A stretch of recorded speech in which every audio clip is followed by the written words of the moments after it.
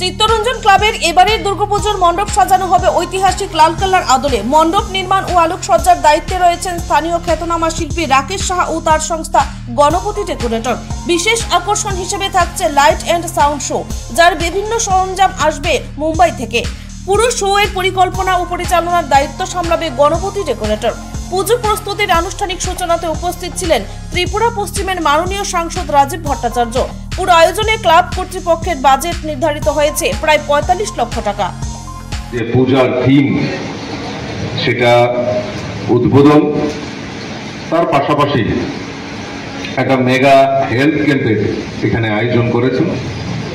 আমাদের মধ্যে উপস্থিত আছেন আমাদের এই এলাকার যিনি বরিষ্ঠ নাগরিক, এবং শুধু এই এলাকা নয়, সারা ত্রিপুরা রাজ্যেরই ওনার একটা খ্যাতি রয়েছে, সম্মানিত শিবু সাহা মহোদয়।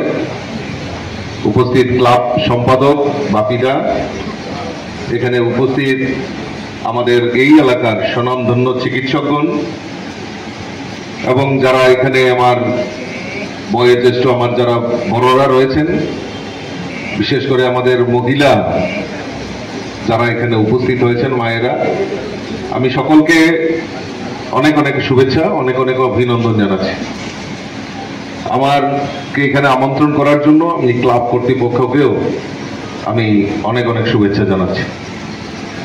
চিত্তরঞ্জন, দেশবন্ধু চিত্তরঞ্জন শুধু দুর্গা উৎসবই নয়, বিভিন্ন সামাজিক কর্মসূচিতে বিভিন্ন সময় তারা অংশগ্রহণ করে থাকে।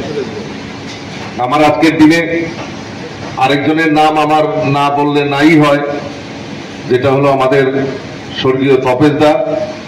আজকের দিনে তপেশদার কথাও খুব মনে পড়ছে আমাদের।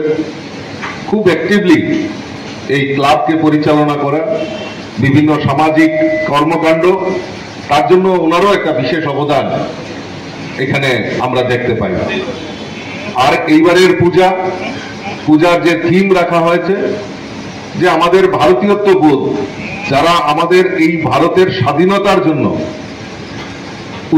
নিজেকে উৎসর্গ করেছেন, তাদের প্রতি শ্রদ্ধা জানিয়ে এইবার পূজার থিম রাখা হয়েছে। আমি ধন্যবাদ জানাই ক্লাব কর্তৃপক্ষ, যারা এই পূজা উদ্যোক্তা কমিটি, তাদেরকে ধন্যবাদ জানাই যে আপনারা এই যে ভারতীয়ত্ব বোধ, কারণ বিগত দিনে আমাদের কাছে যে ইতিহাস, সেই ইতিহাসকে বিকৃত করে রাখা হয়েছিল।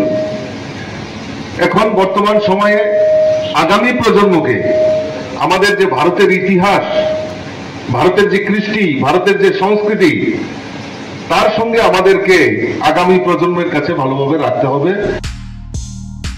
ব্যুরো রিপোর্ট, অবিরাম 24x7।